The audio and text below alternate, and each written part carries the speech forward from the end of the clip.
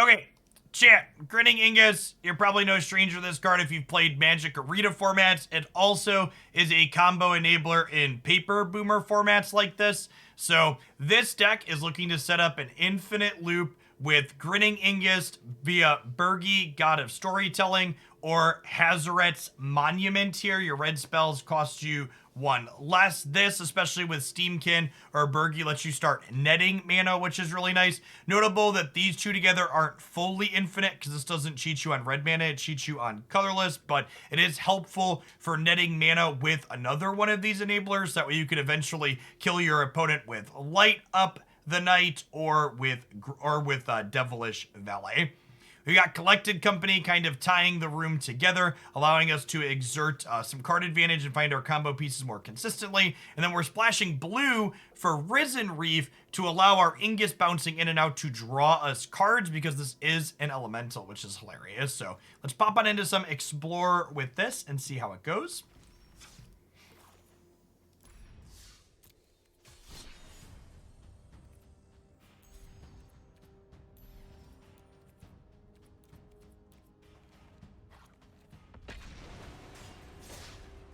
What's going on, Eric? Thanks for the 3 years. London was a ton of fun. Appreciate you coming back. Thanks for keeping me around. Are we sure we want to listen to Past Jeff, who said, let's play one more game only to queue into blue-white? That's fair.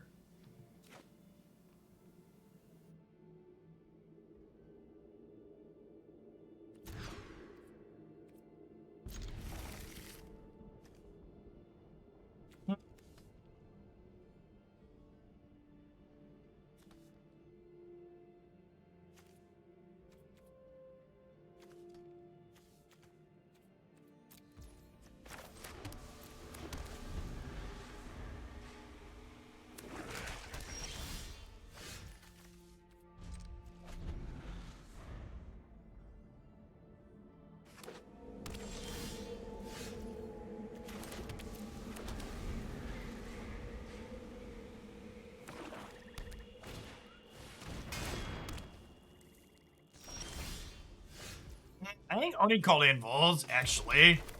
Pretty good for us. Yeah, tend to be less interactive, more linear, and we're definitely a faster linear deck than they are.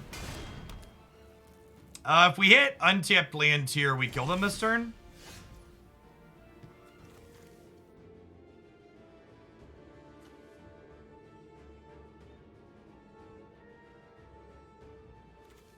I can take a rummage towards an untapped red source, right?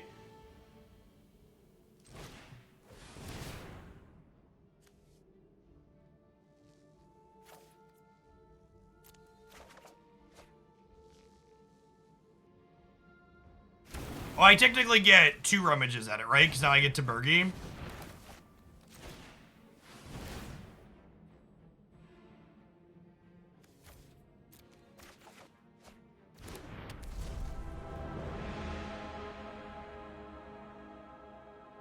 Do I play around Fatal Push here, or do I try and kill them? If they have Fatal Push, I'm much better off playing this as a green.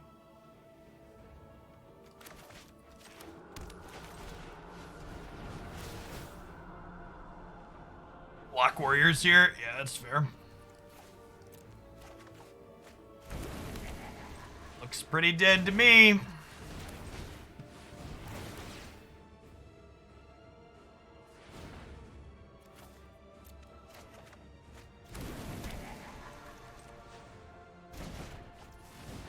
Again, we're gaining mana at this point. This is free to play out, right? Yeah. Here you go.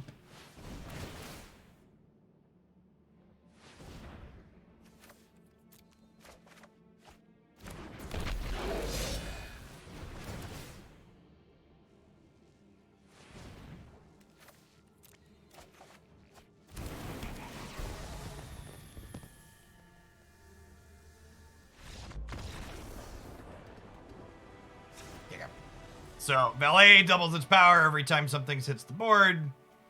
We loop it around, and they die. Good chat, good chat. Anvils. Could be Cat Oven. Could be... what's it called? Mayhem Devil? Yeah, we missed our land drop on to that game, right? LOL. I cut my Llanowar Elves against their Mayhem Devil deck. Yes, we mauled the 5 when we missed our land drop on 2. killed them on turn 5. Mauled a 5, missed our land drop on 2, killed them on 5.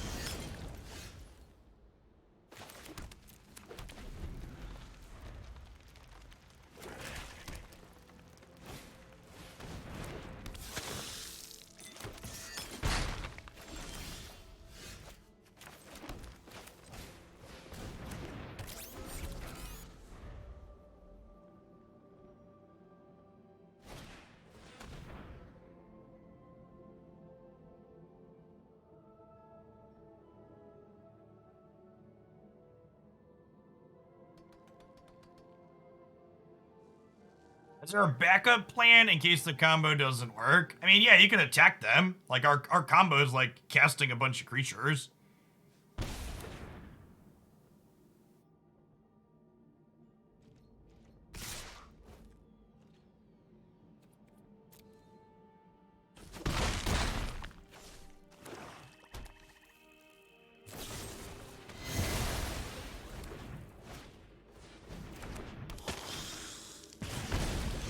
Attacking as a win count in 2022. I know, it's weird. Don't judge us.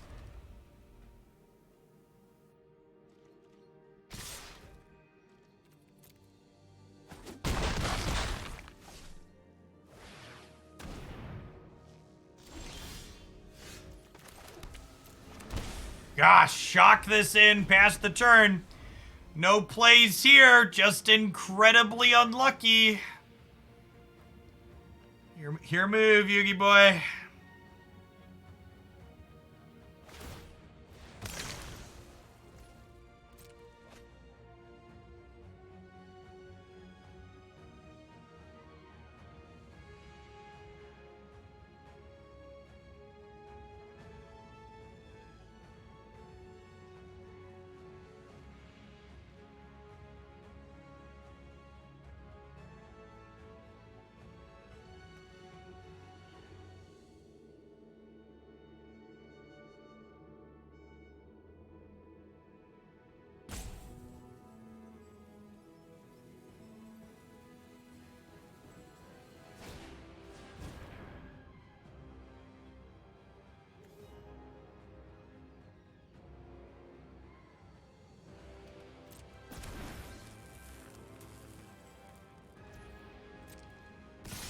My body is ready to brick and die.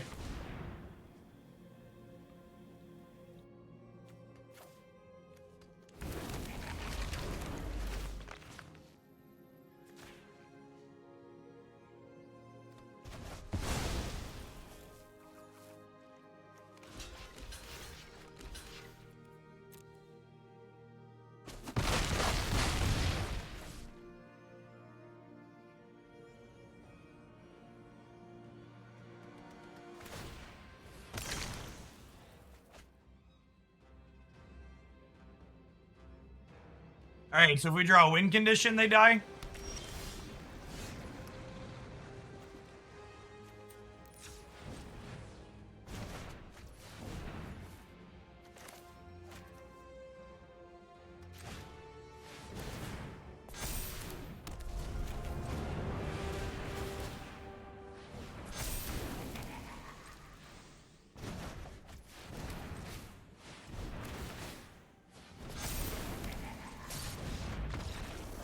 So our opponent actually wasn't dead here, chat.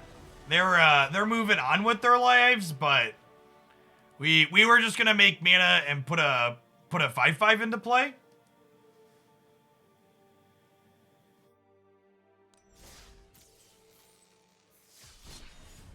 Yeah, we had infinite red mana, so we're gonna get to cast a moose, set the moose loose.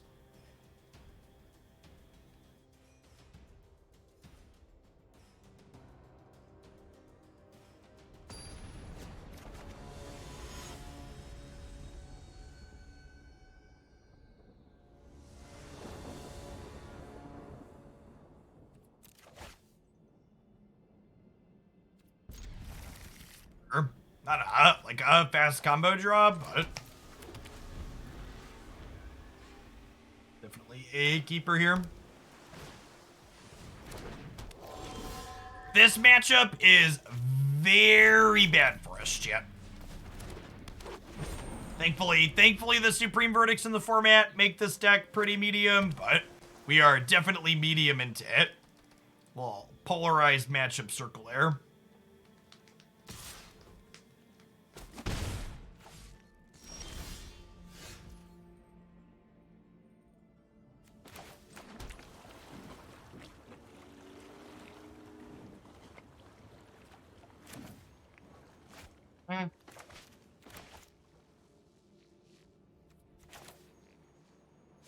I think this one getting countered first.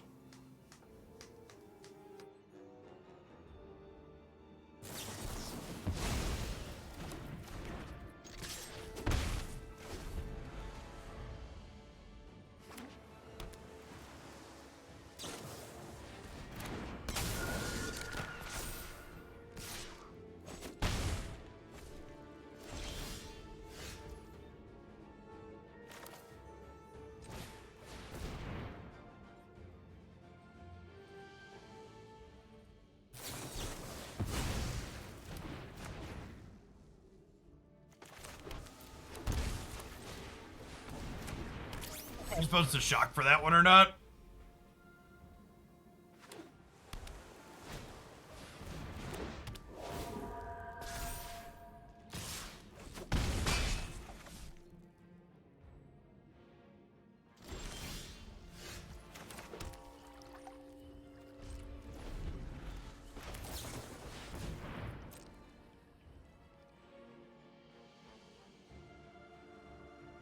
Assume this just doesn't resolve, but let's see.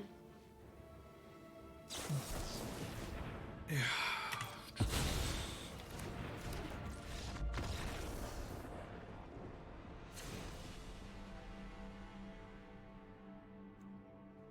Couple of disputes and a couple of fries, but by and large, this match was just atrocious. I think we trimmed the monuments since they're so disruptive. Then maybe the valets as well. A valet.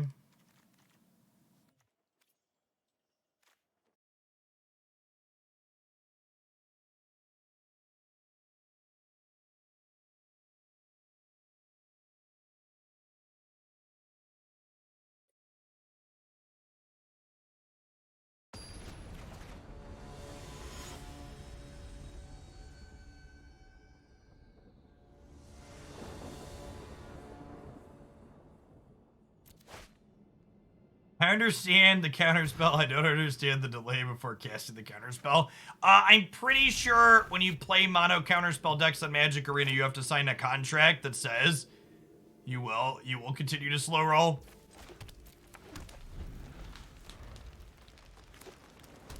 People are just trying not to get fined.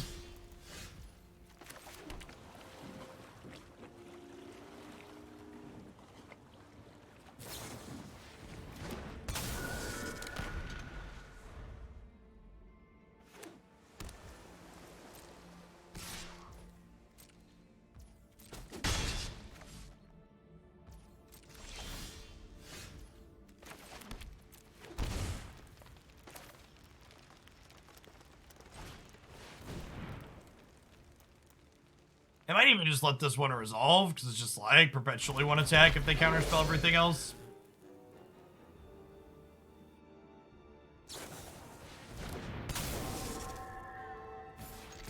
This one happen and then race us.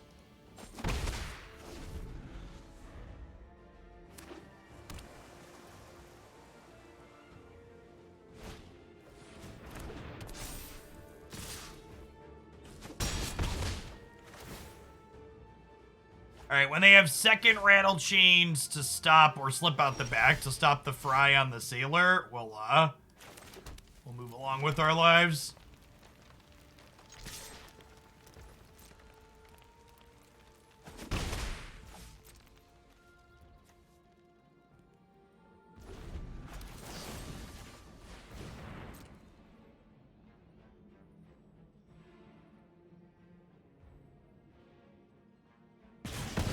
Cry me a river, baby!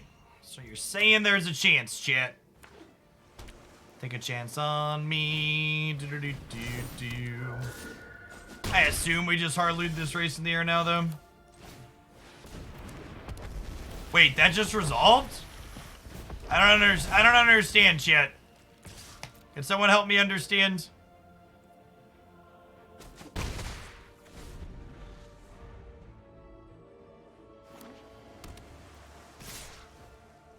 Hey, Jace, thank you for the 43 months. Appreciate that. Welcome back.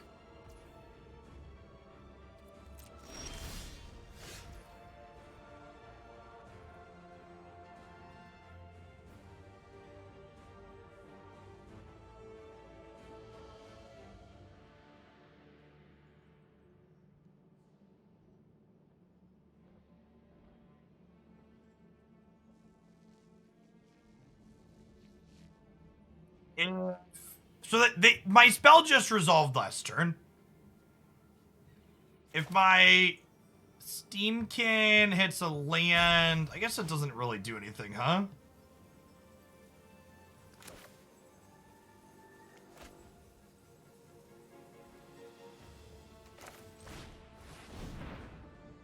Alright, spell's no longer resolving. Got it.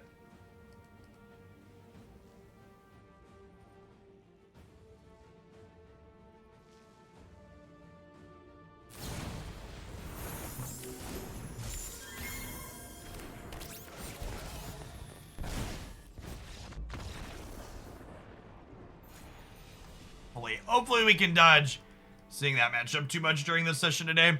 Like I said, we're not literally 0%, but we're probably single digits. It's about as polarized as you can get in Magic, I think.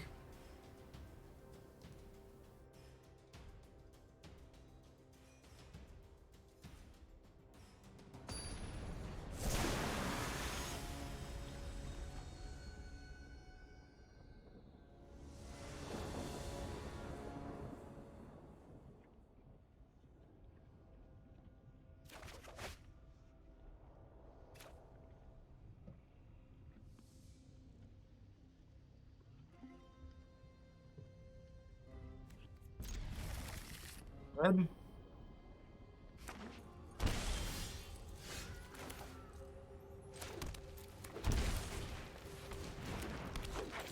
Self might not be long for this world because they also shocked, but like I have like Steam-Kin and Birgi to play on curve afterwards, so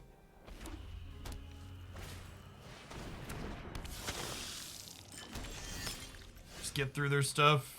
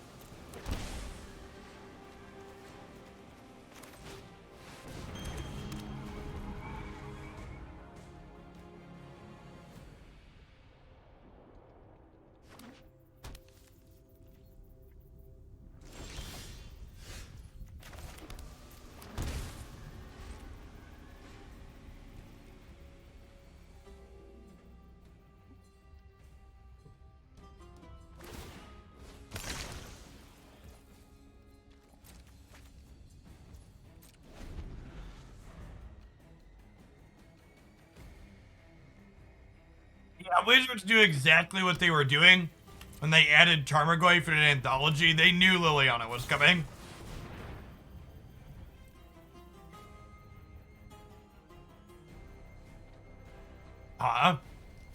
And we just get both of these here so I can draw 2 cards. Try and grind a little bit.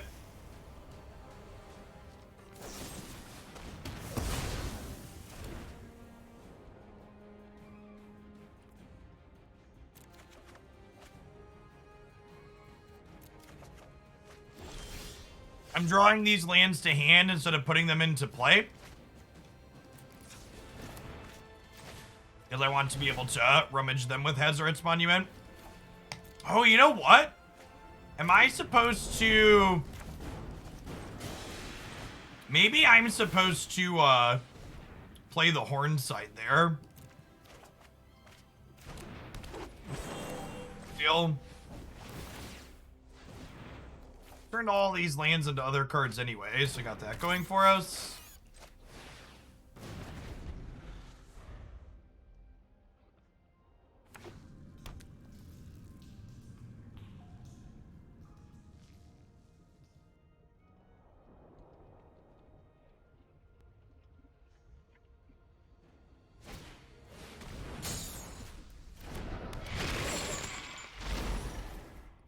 Alright, Ingus is lethal.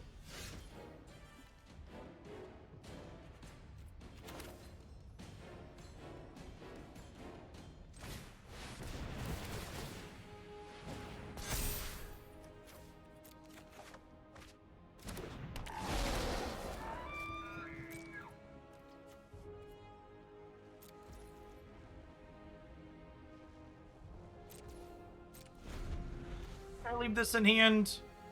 It's like gaining 3. It's like, do I want to have a 1/1 in play or do I want to gain 3? I think gain 3 is the answer. Eshed.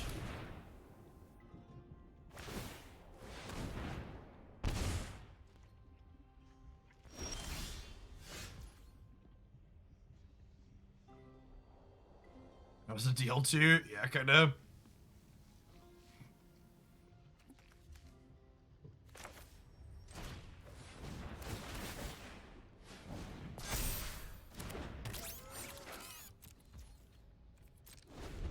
They play better tactics than we do from here.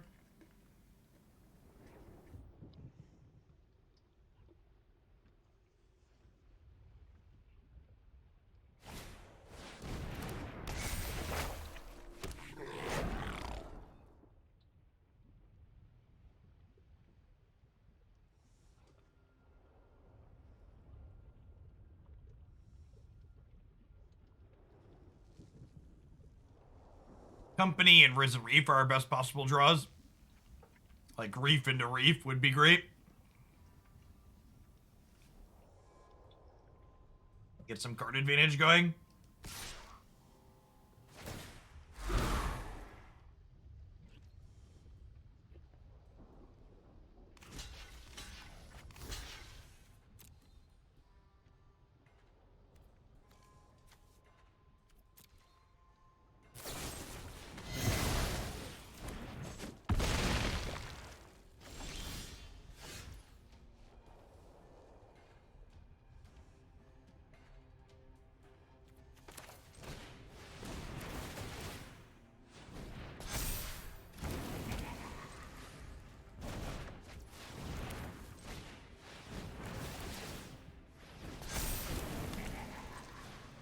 Okay.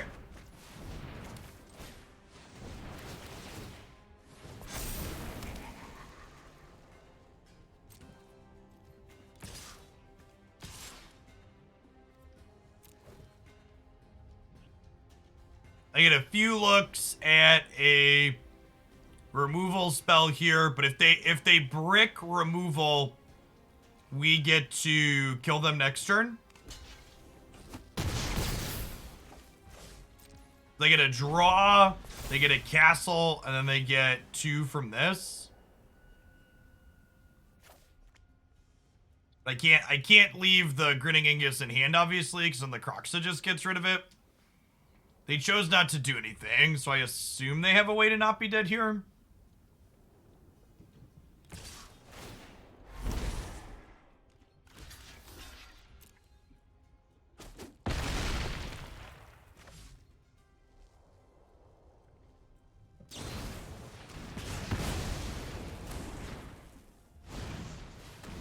that's probably the game. So, if we would have gotten to untap with it, we would have been able to loot through our entire deck, which eventually finds us a Devilish Valet, and then we loop until the Valet kills them, but... Close game, good beats for the opponent. And then, I actually just wasn't sideboarding last time we played this deck into red-black. I feel like our matchup here tends to be pretty reasonable on average.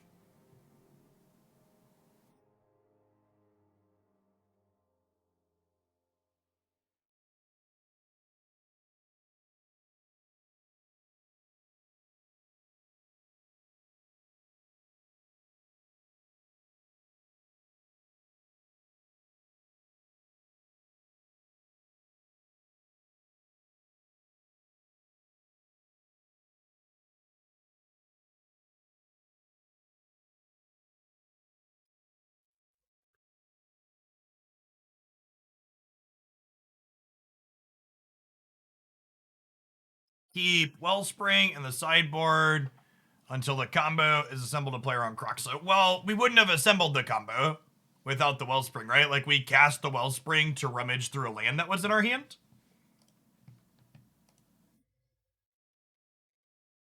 It's part of the sequencing that got us to the point we were at that game.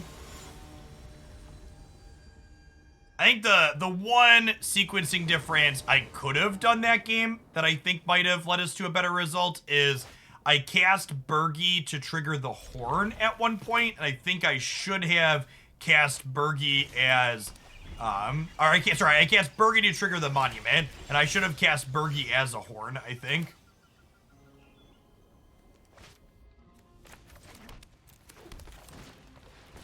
Tapped lane into Elf here. I think they've got Fatal Push available. Would rather have the Elf die than the Steam-Kin die.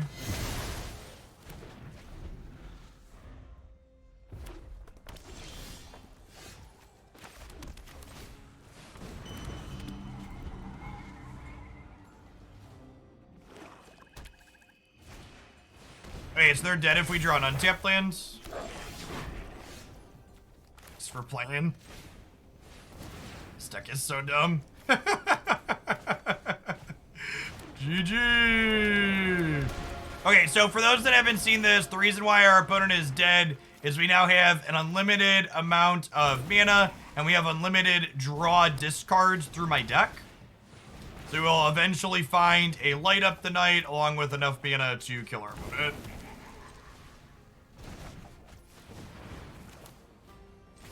Speaks us more mana faster. Harder, better, faster, stronger, more than every hour after hour. Combo's never over.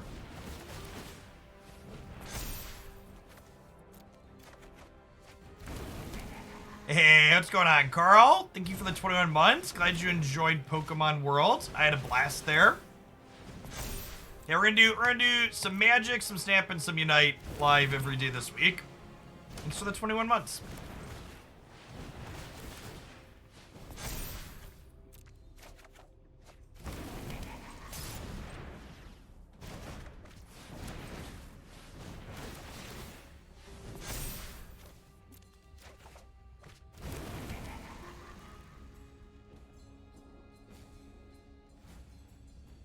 Alright, this is faster, probably.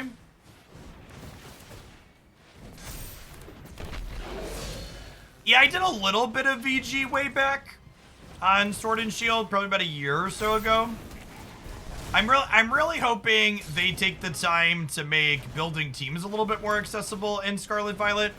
It feels like every generation they've improved it. So if they make improvements again, I think I might poke at that a little bit when we get the new games in the fall.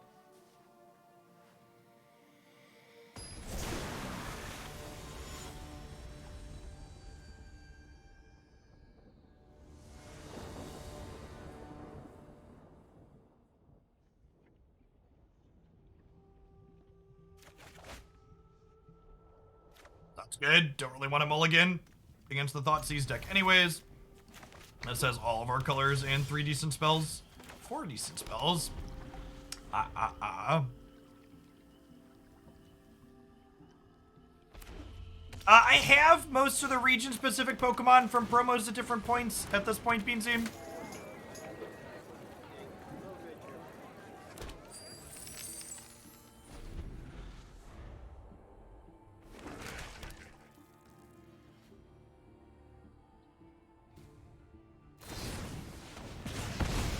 That exists in Sword and Shield already, Fig.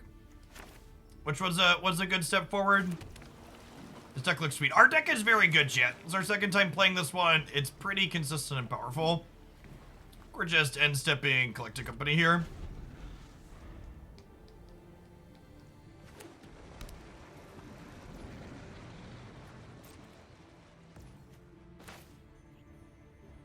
How much is childcare a month, roughly? Our daycare prices are going up again later this month, and I believe that'll put us to about $1,400 a month for our 2-year-old.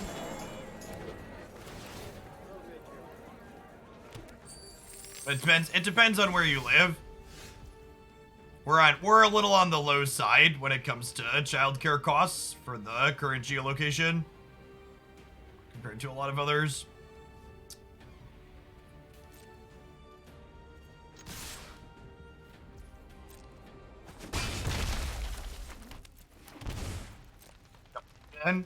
Thanks, Sweet McGee. Appreciate the 43 months. Wow, my opponent just didn't use their mana. Seems so good for us. Excuse me, what? Is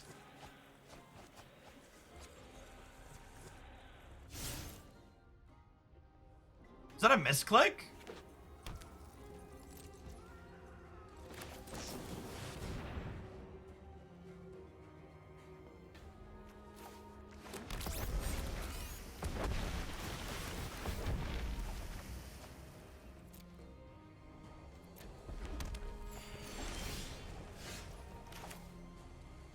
So, Monument into Birgi into Ingus?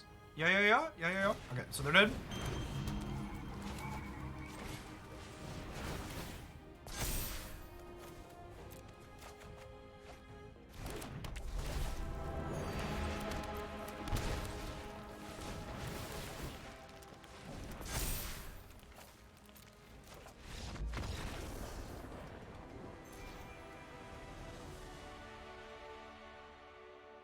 You say childcare, is that public funded or just private in the United States? The US does not have public childcare for people under the age of kindergarten, which is 5 years old.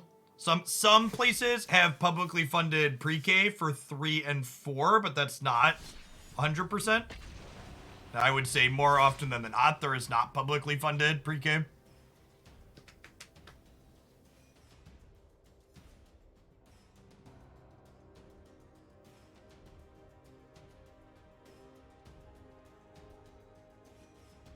When Haley starts kindergarten, my wife and I will effectively get a, what's quick maths, $18,000 a year raise.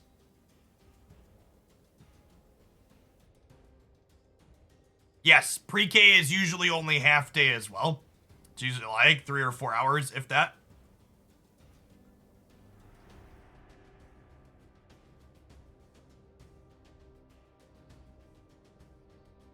My wife and I are incredibly privileged to be able to afford to have children. Shout out to all the Twitch Prime and paid subs that allow me to have children. I appreciate you.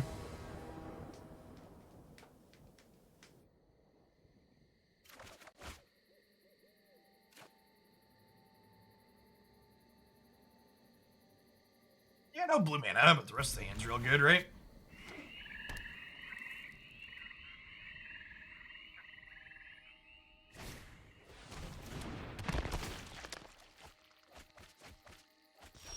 Like we're off to the races here.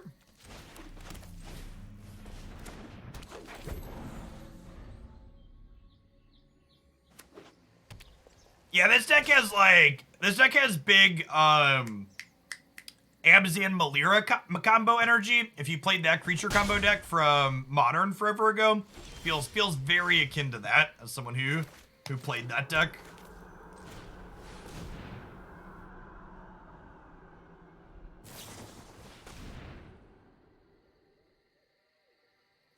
There's a Parahelion in the bin and Greasefang already, so if they have Can't Stay Away or another Greasefang, they get to hit us next turn.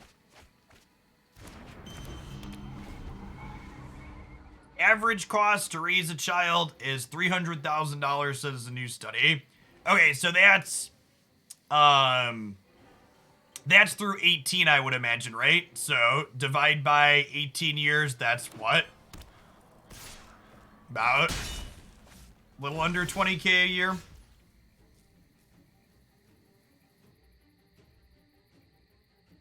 We win with an untapped land, maybe?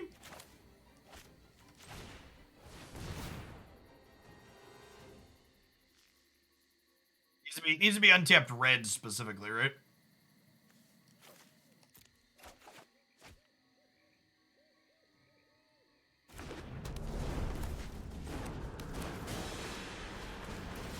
Alright, they have nothing, they're dead.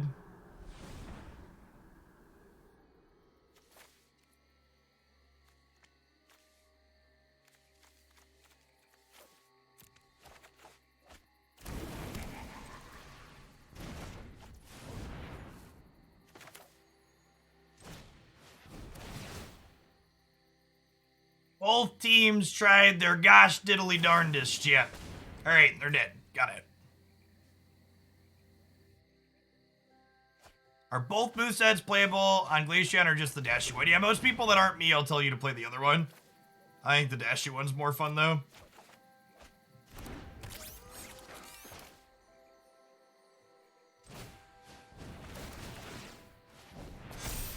Alright, waiting for a Light Up the Night or our second Devilish Valet.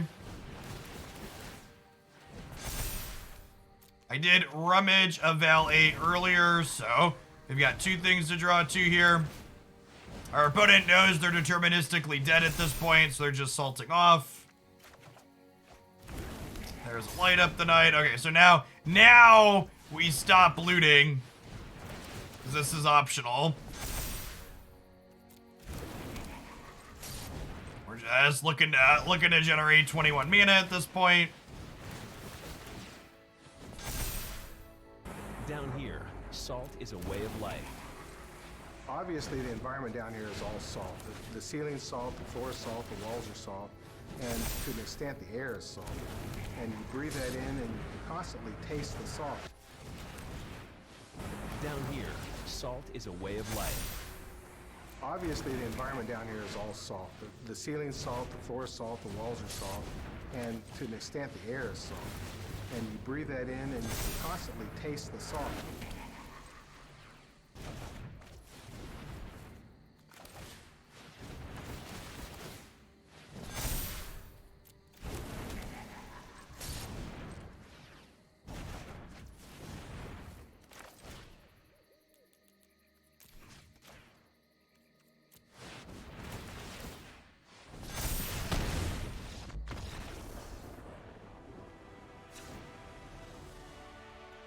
No sympathy for the Greasefang player. Yeah, mood.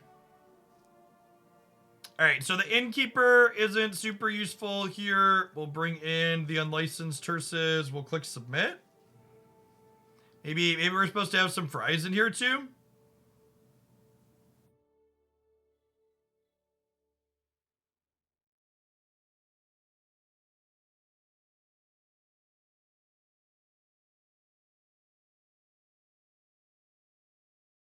We are on the draw. And I think Redcap's not good enough. I would definitely bring in... It's a shame we don't have access to Rending Volley on Magic Arena. I would definitely play Rending Volley. Fry's just so much mana to hold up. I think I'm just going to click Submit. I think we'll play the Hearses as a touch of interaction, and outside of the Hearses, we'll just try and race them.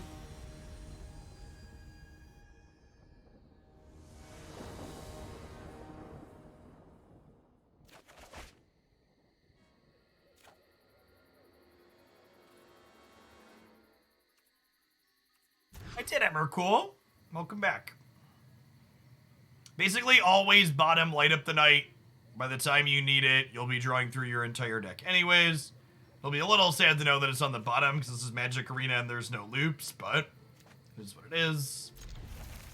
Rest of the hand's very good.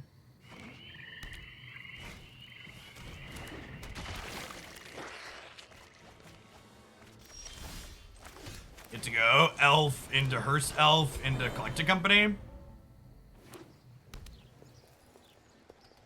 Doctor Who Magic? Is it a full set like Lord of the Rings, or is it a partial set? Any details? Please be a full set like Lord of the Rings. Just commander decks. Sag. Sag.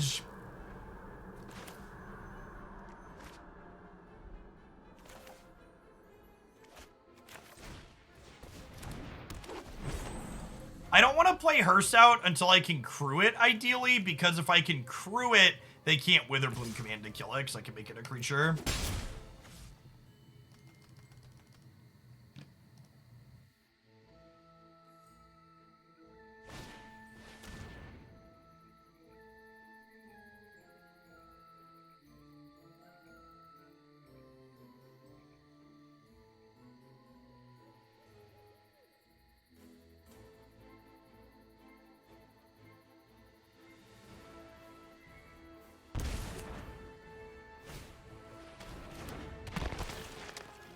Punished for holding my Graveyard Hate in my hand. Hopefully we hit untap land tier to get this company going.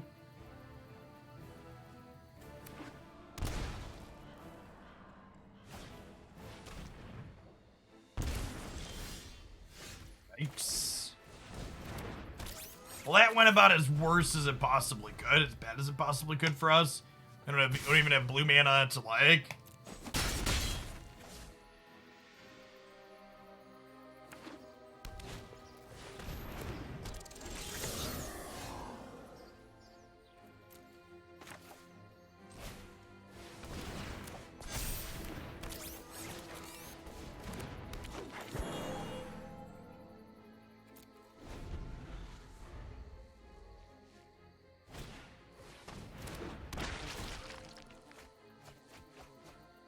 Alright, swing and a miss.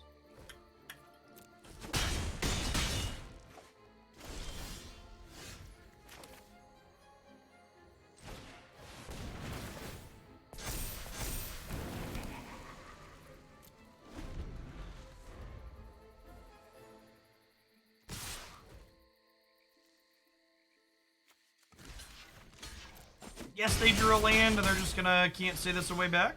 No, they didn't. Okay.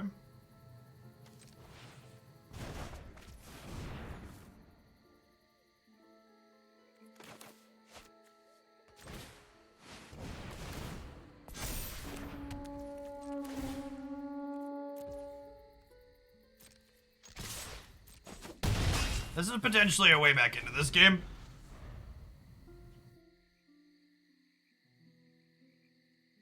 Could have been right to discard this to try and hit a land for last turn, but I think we just chill for now.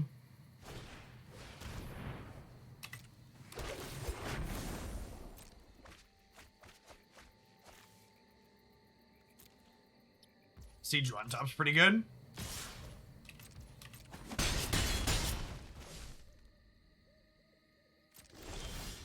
Are we really going back to Eldraine?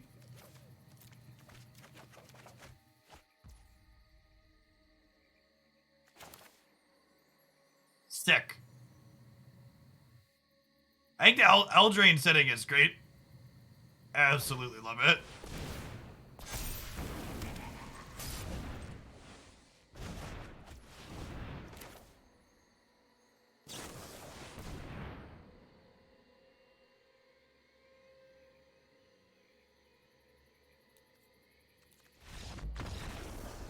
All right, game 3 on the play. Game 3 on the play.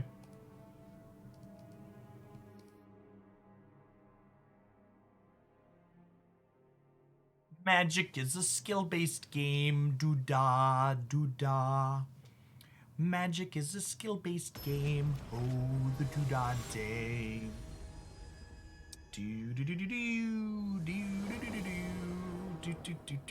I'll be somewhere else making sad Tarkir sounds.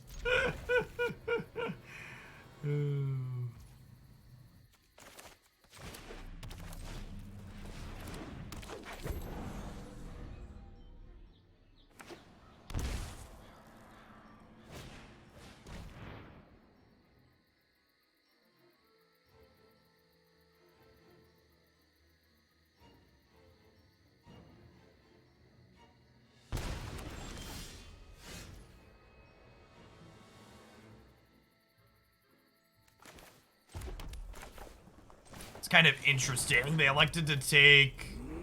Oh, I wonder if they have... It's about to get destroyed here. Bet they're about to kill my Elvish Mystic and destroy my hearse. Maybe I should have waited to play this until I could crew it.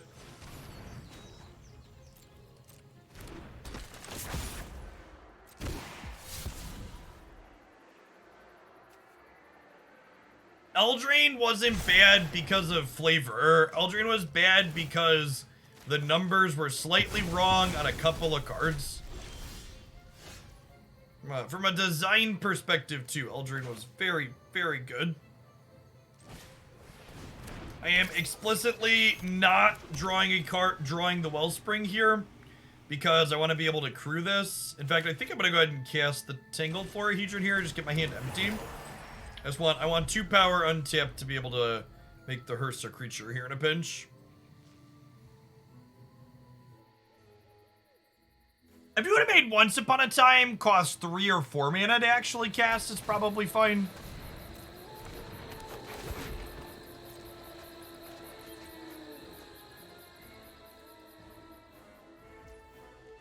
Nah, I really like the flavor of Once being completely free. Like, you just needed to make it less trivial to cast on the rest of it. I mean, hopefully we get fixed Oko just inside of Historic sometime soon here.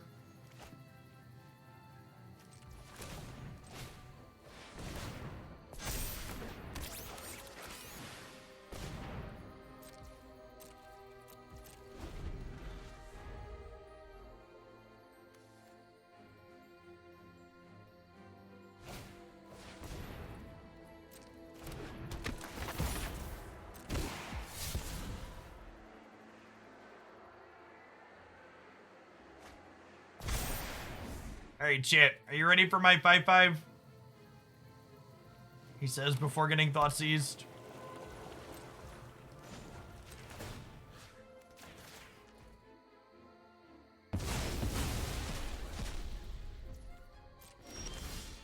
He just did a lot for a little Wilker.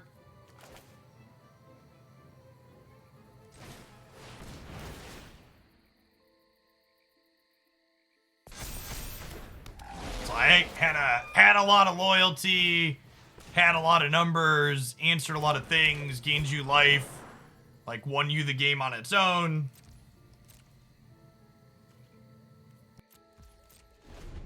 Too much loyalty for 2 little cost and 2+ moves. I think are probably the baseline for this. This wasn't okay and why.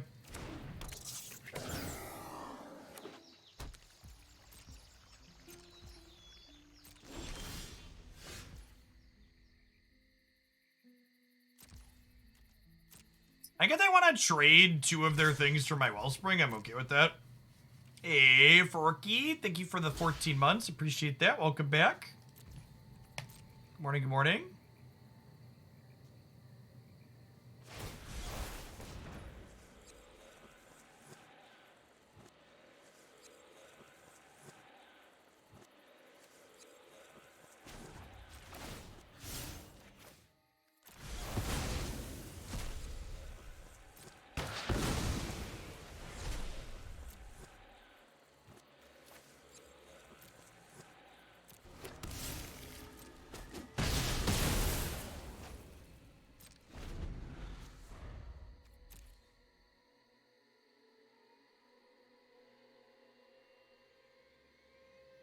I think our best hits on this company are Ignus plus Risen Reef.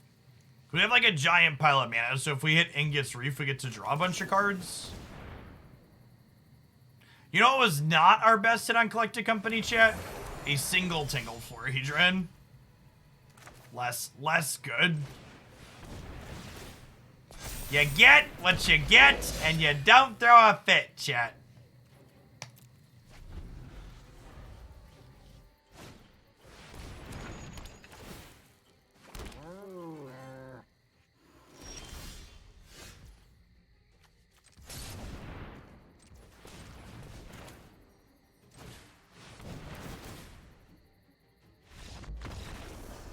And then double Steam-Kin is lethal here, right? Every time we cast this, we net 2 mana effectively, and then we have the Devilish Valet in play.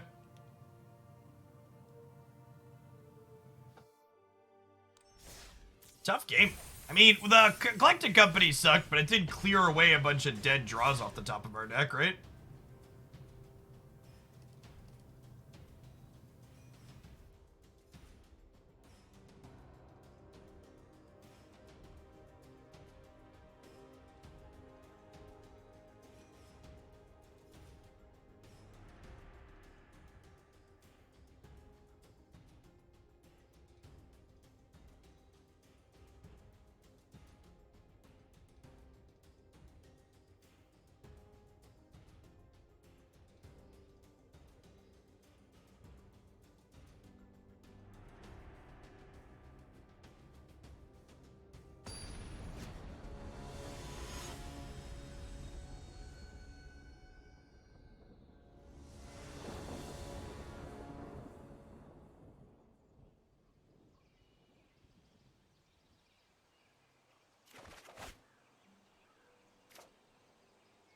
Okay.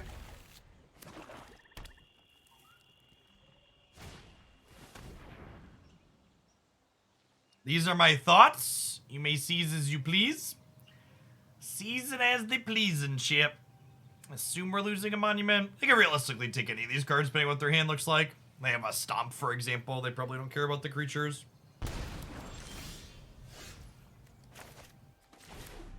my Elvish Mystic destined to be stepped on.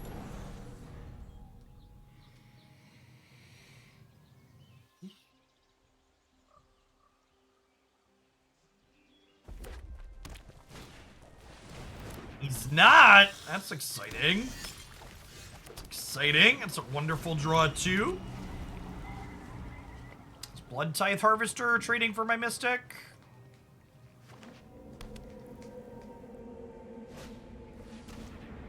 Ooh.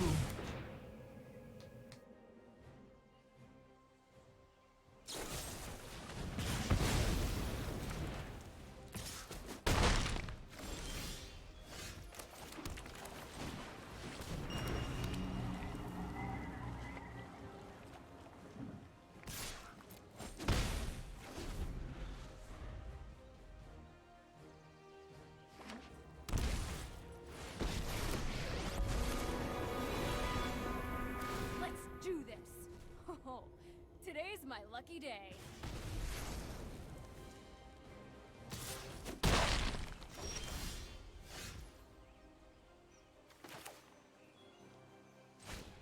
Today in our dystopian society, chat, an estimated 1/3 of homes purchased in 2021 were sold to people who had no intention of living in them.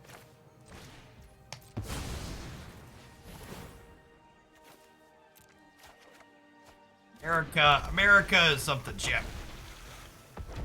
You're certainly something. I think I'm putting this into play.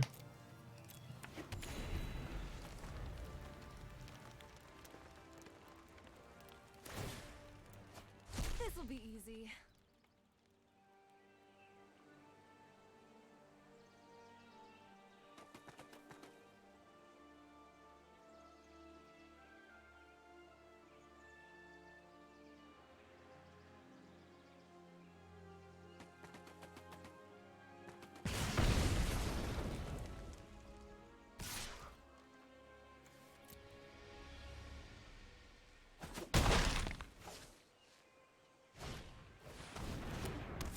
Historic Ingus combo poster. I assume it's just not very good / playable. Would be my expectation.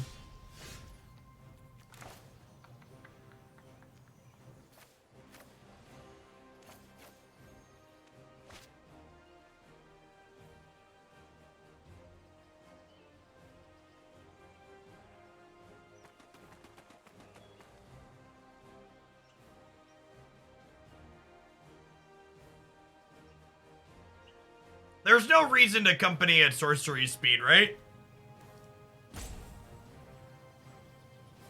It's a reason to company at sorcery speed. I can't think of one. I'm gonna pass. I'm gonna cast an Elfin Pass. Yes.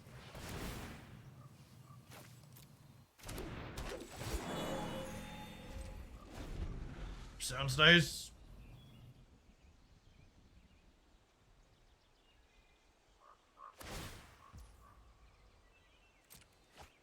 Oh, this is gonna hurt. Played this deck from Bronze to Mystic after the last video of it. It's so good. One change I like was swapping Spirebluff Canal for slow lands. You had 4 or 5 mana more than on 2. I don't know if I agree with that. Well, this mana base really wants is Mana Confluence. If we had Mana Confluence on this platform, I would cut some fast lands for Mana Confluence. Okay, so they're dead. Good shit.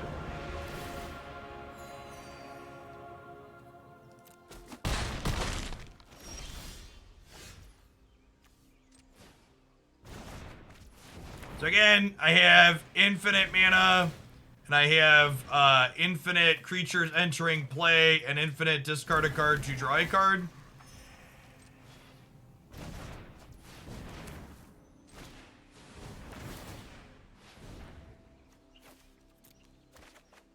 So we just run this loop until we find Devilish Valet or Light Up the Night, and then we just need to enter player, make enough mana until those are lethal.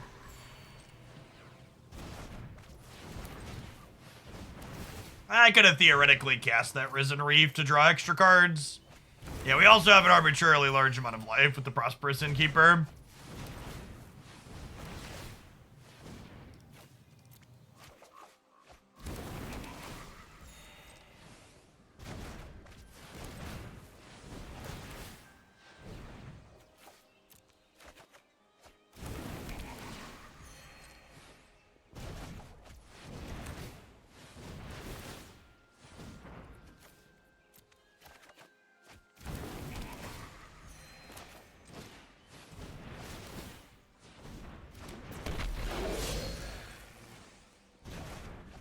Alright, let's see if they can see to the Valet in play yet. Down here, salt is a way of life. Obviously, the environment down here is all salt. The ceiling's salt, the floor is salt, the walls are salt, and to an extent, the air is salt. And you breathe that in, and you constantly taste the salt.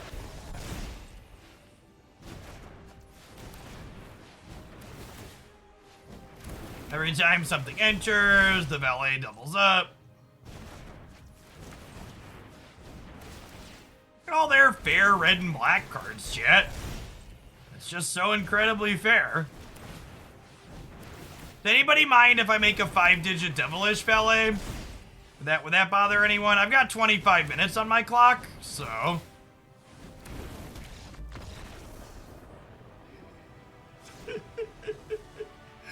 But it wasn't AFK, chat. They were there the whole time.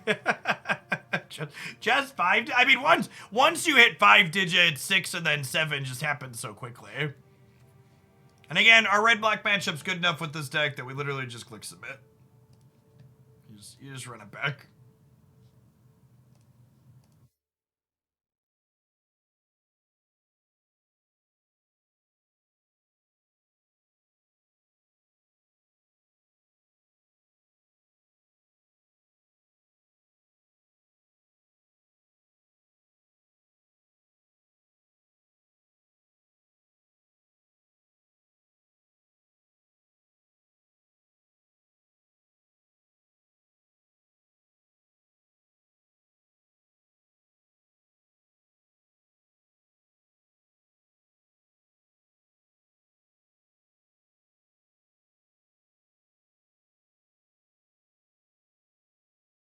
Christy and I watched Sandman on Netflix. We have not.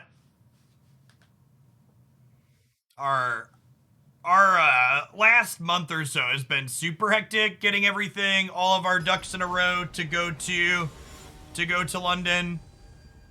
And then obviously school just started, so like Cub Scouts is kicking up for the year, so we've got to do a bunch of stuff for that and get meetings planned and stuff.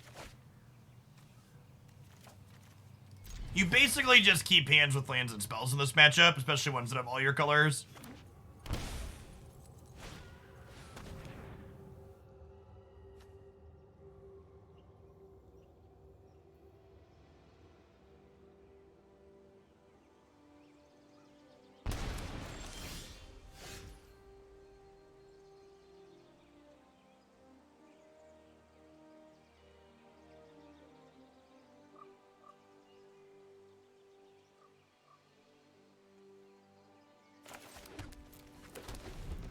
Straw. We want some lands here, but a 2-drop on 2 is great.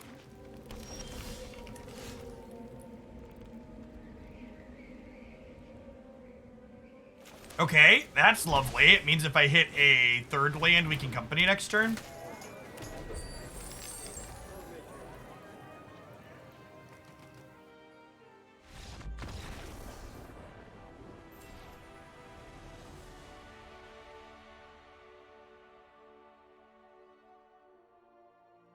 Andrew and his fiance did in fact survive 4 days and nights with my children.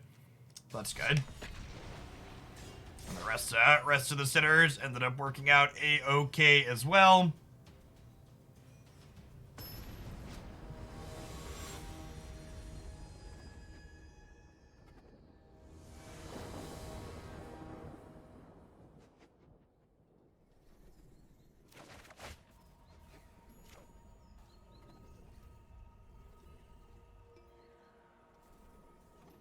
Like, this hand's obviously missing red mana, and the upside of the hand, even if we hit the red mana, isn't that high, so I think this is a good example of Let's Play Catch and Release. This is fine. It's got one of our combo cards at least.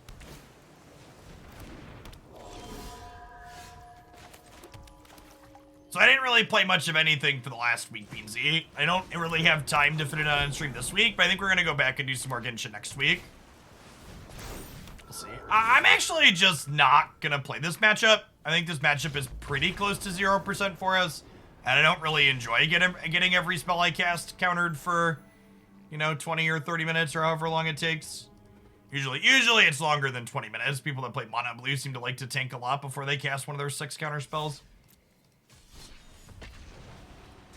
For people that are new to the channel, we don't really care about our rank points here. We're just looking to play, you know, interesting games of Magic that could maybe be fun, and getting mono counterspelled is not my idea of a good time.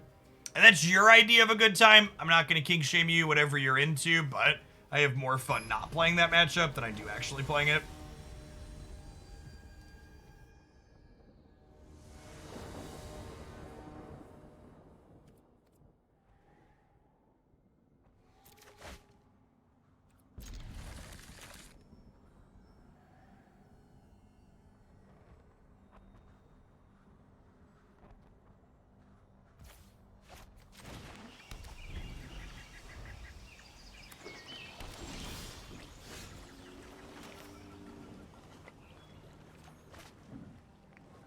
The Innkeeper here just in case they have a shock.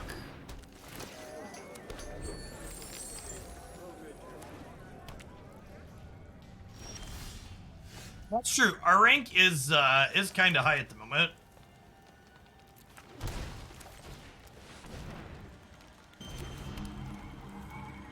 Innkeeper lets the monument play around Censor and Jawari Disruption here, which is nice. Blue-red lands and Den of the Bugbear. What are we doing that's fair over there, opponent? Just got a flashy thread here. They could be a different tempo deck, which would be scary. Shark Typhoon hopefully implies something more controlling here. I think our control matchups tend to be okay because of our card selection and advantage. It's when the decks explicitly have a lot of pressure to go with their counterspells that we have a hard time. I'm gonna breed. There's Mari Command. Yeah, it could be Gearhulk Transmog. That's another matchup that's hard for us. For sure.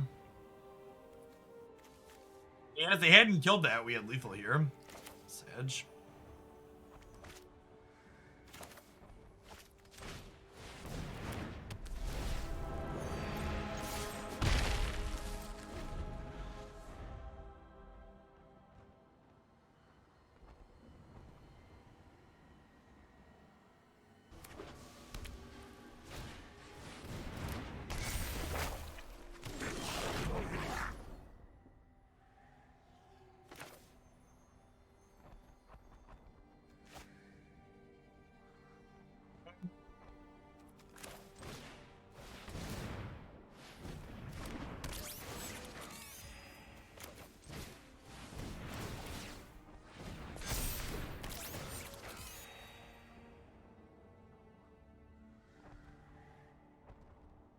Oh, I could have Ingus there for infinite mana, right? Missed it. Unfortunately, because this is Magic Arena and not paper, I can't just like demonstrate a loop and say, okay, I'm gonna go to like, you know, a Google of life here, and then they can't beat me with it because their deck only wins by dealing damage, but in paper Magic, that would beat the blue-red deck. Like if you're playing Paper Pioneer and you loop, you're like, all right, I'm gonna go to a number that you can't deal damage-wise inside of this game. Do you have an alternative way to win? And the blue-red deck typically does not.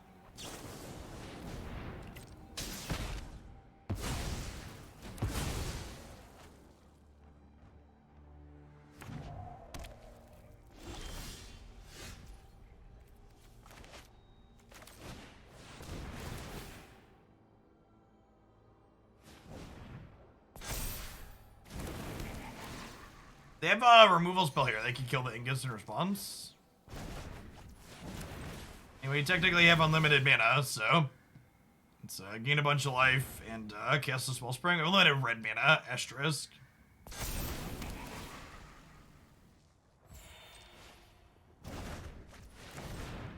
Birgi. Birgi makes the Ingus break even, but then Runaway Steam-Kin.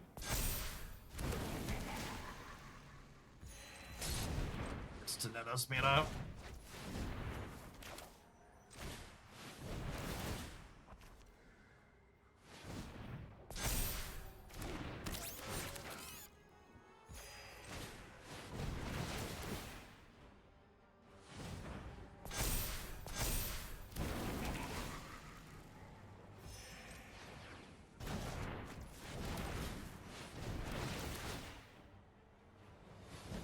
I think we'll spew 1 mana on activations here and get both of these to 4 before I start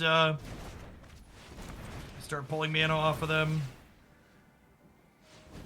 Unfortunately, we don't have our Valet or Light at the stage here, but I wanna end with both of our Steam-Kins on 4 and a Wellspring in play here. Is the plan.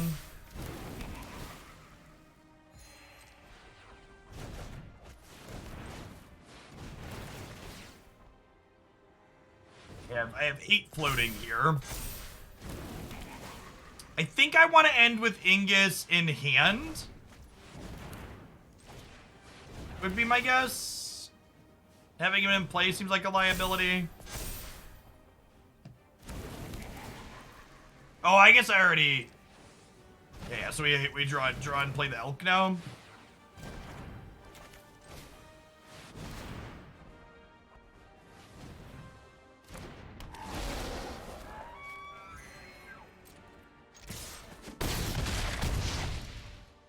Again, I could theoretically sit here and dirtle around and gain some more life, but I can't gain enough life for it to be meaningful, so might as well pass the turn after I attack. Hey, Eric, thanks for the over 2 years. Welcome back. Afternoon.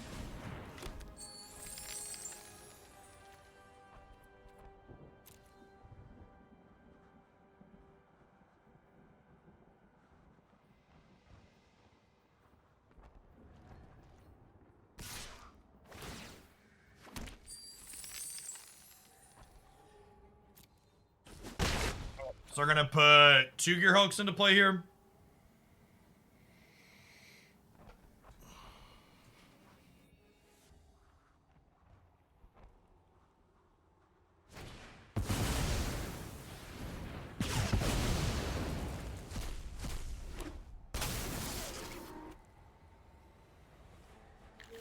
Come down.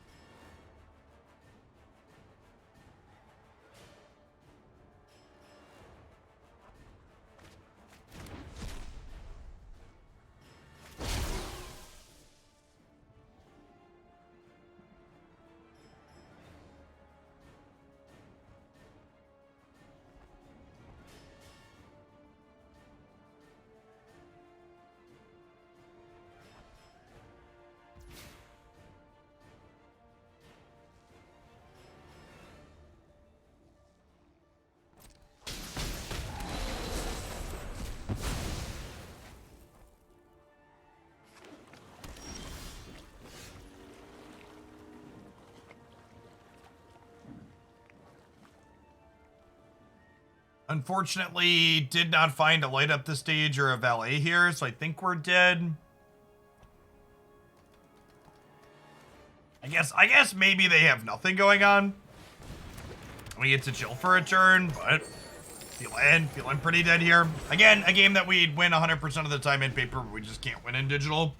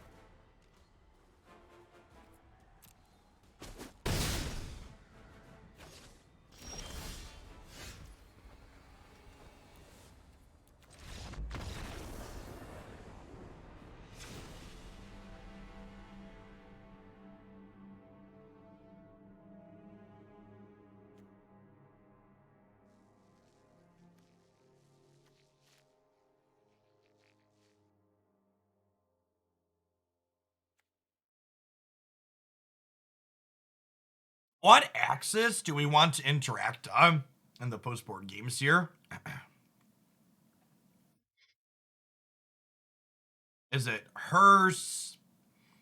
Is it dispute? It's probably just dispute, right? Maybe an Aether Gust. The problem with hearse is they could just kill it with the creativity. Makes your gear hooks from hands a bit worse, though.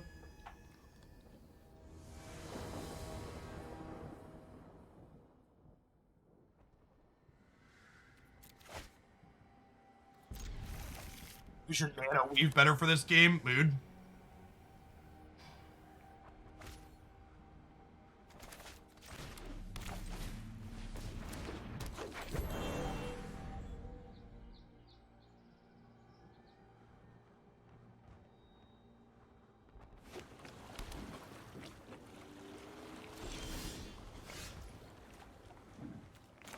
That's true. Hearse does proactively clear out their bin. Maybe it's worthwhile.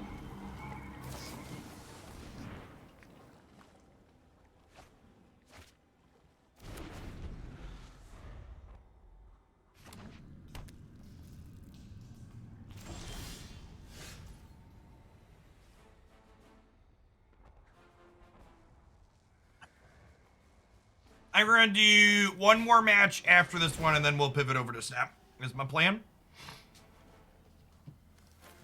I want to finish eating most of my lunch here before we switch to Snap.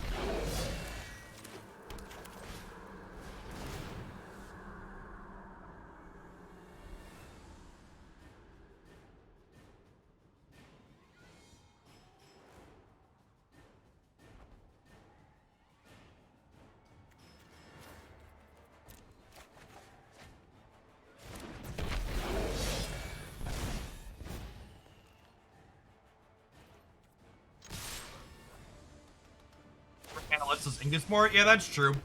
It's the 2 life doesn't really matter. Wait, good idea to keep.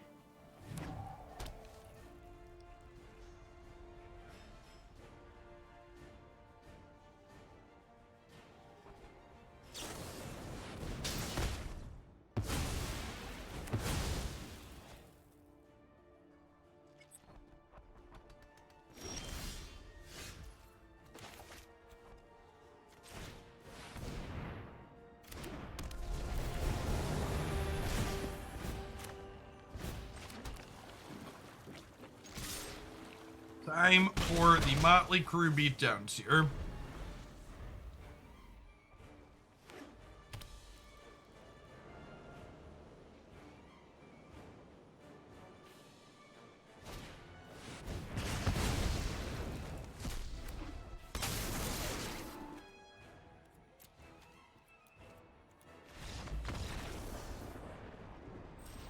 Yeah, Hearse is probably the play there. That and Mono Blue both seem like difficult to impossible matchups. Our red-black matchup's good. Our aggro matchup's good. Our control matchup is reasonable. The pressure plus counterspell decks are really bad, though.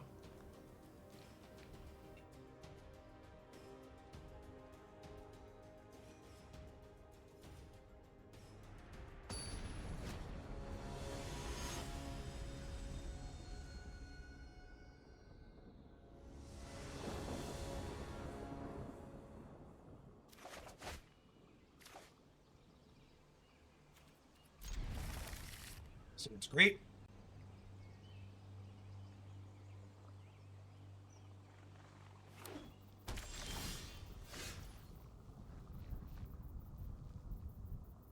Tippity tap land to start.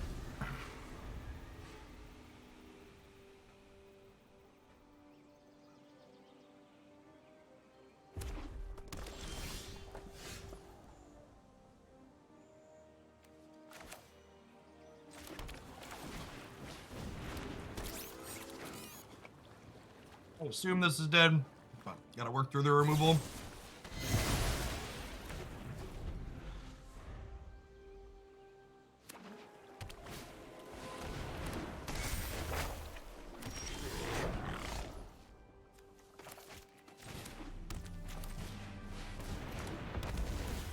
This would be nice. Redundant combo piece, decent second. Hopefully we'll draw land next turn.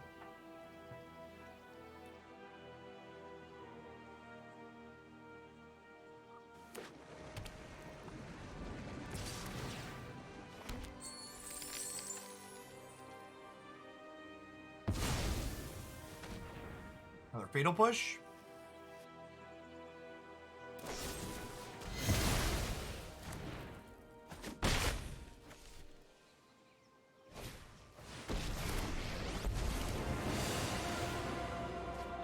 Yup, you're going down.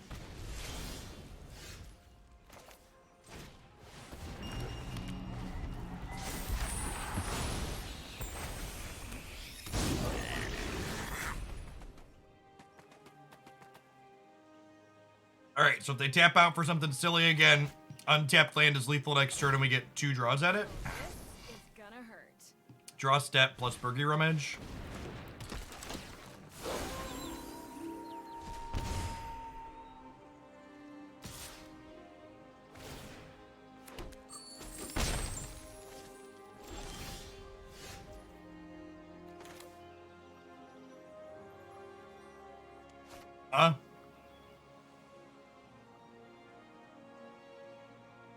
I guess this gives me an extra look, right?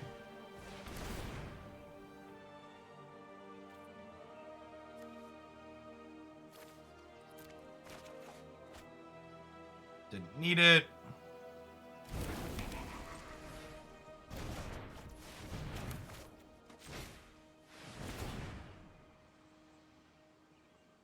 They could still have a piece of spot removal here.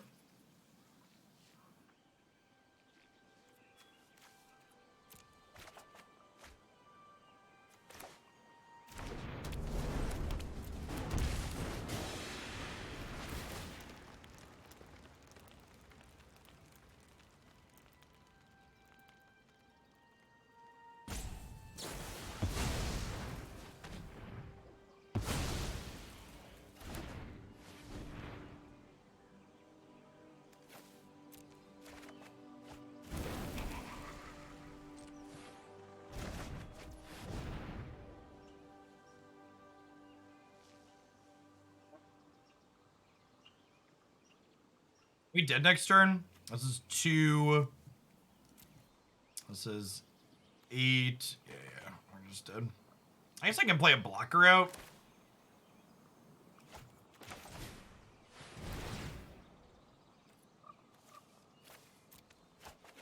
Gives me another rummage too. And we're not dead on board. We're dead on board without a blocker though. Just need to play one out here. Oh, today's my lucky day.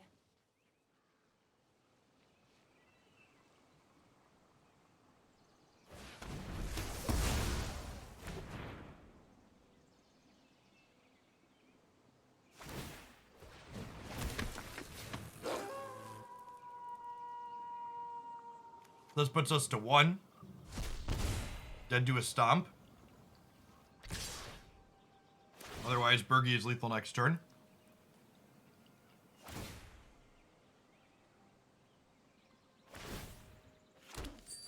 Oh, I miscounted. I forgot about the one it gets when it enters. I'm actually exactly dead.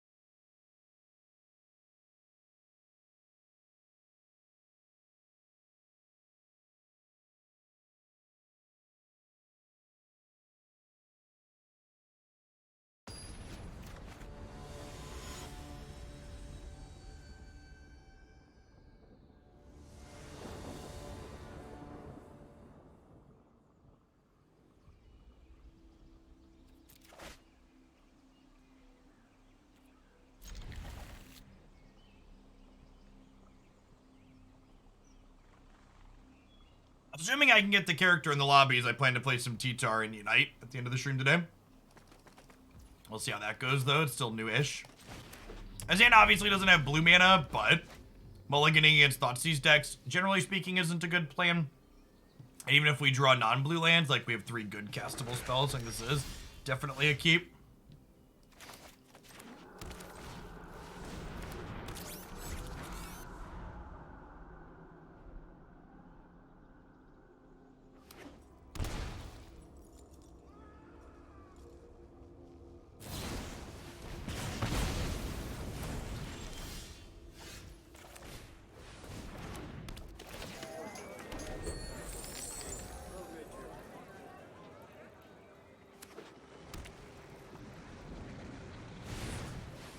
It's not even just that we're strictly trying to linear them Unreal Me, so much as there aren't really particularly good or specific cards we need to disrupt out of them.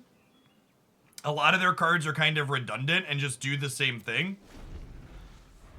So I'd much rather just have combo plus card advantage in our deck, stuff like Risen Reef and company and stuff.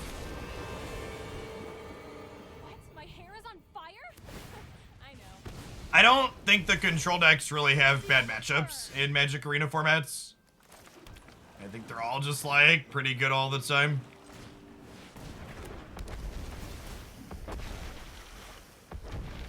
It's also pretty difficult to like impartially evaluate stuff like that in general because modern Magic design makes control feel really bad to play against. So, like, in order to remove the emotional aspect of evaluating the matchup, you need to have, like, a big sample size data set to look at. And there just, like, haven't been tournament Magic lately. Competitive Magic has mostly died off.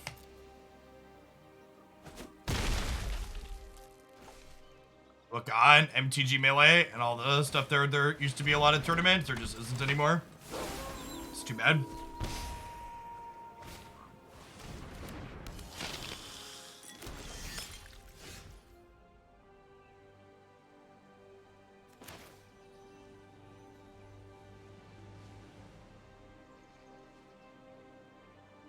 I started playing Flesh and Blood. I mean, to set an incredibly low bar, the amount of support Paper Magic has at the organized play level, especially from third parties, is still more than Flesh and Blood has.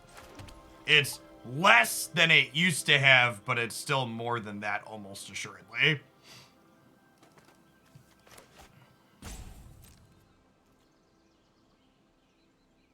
think we're just passing here. We'll company and then see what we can do after based on what we hit.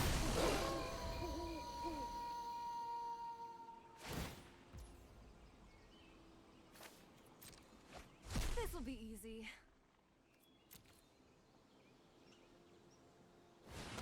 That company in response here, because we can do elementals, he says before putting 6 cards in the bottom of his deck.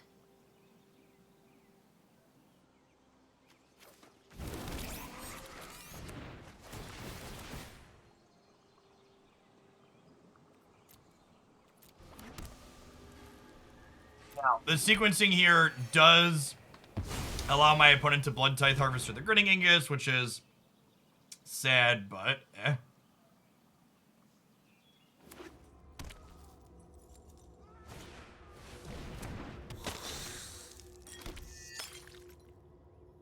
I mean, it's fine to enjoy Flesh and Blood, but it's also perfectly valid to acknowledge the reality that Flesh and Blood took a lot of the predatory fear of missing out type stuff that Magic does and, like, cranked it up to a 12.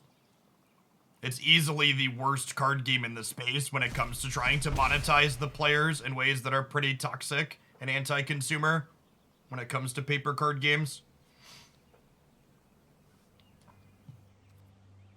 And that's not to say that Magic isn't those things, it certainly is, but Flesh and Blood definitely does it more than Magic does even.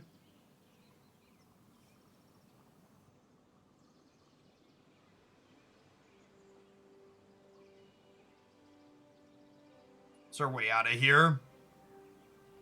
Feels like the walls are closing in.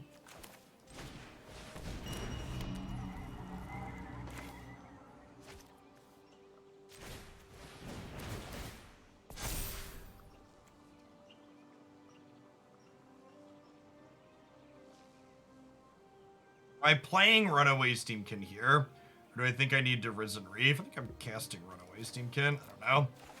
It could go either way. I think there's a good chance we're just dead regardless.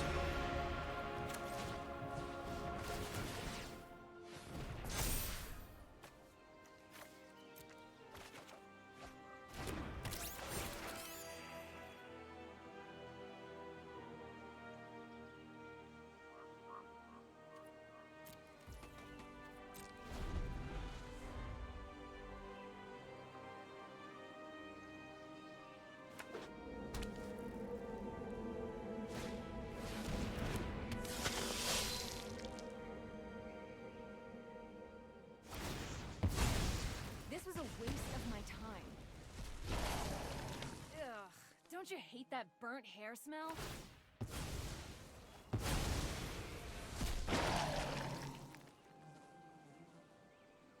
Okay. If we draw a Grinning Ignus, we have lethal next turn. And I have an extra draw at it because of the rummage. No blocks. Go to 1.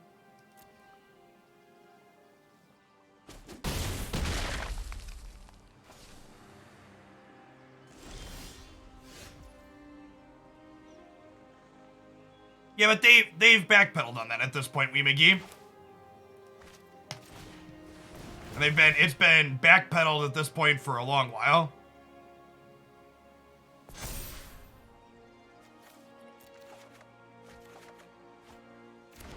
We're back to a plethora of Paper Boomer tournaments at this point. Especially when you account for third-party tournament series such as NRG.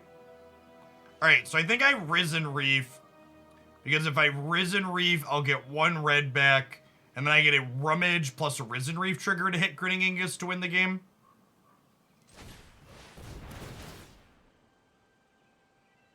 We get 2 more draws at a 3 of, because I already have 1 Ingus that's died. Swing and miss. Swing and miss.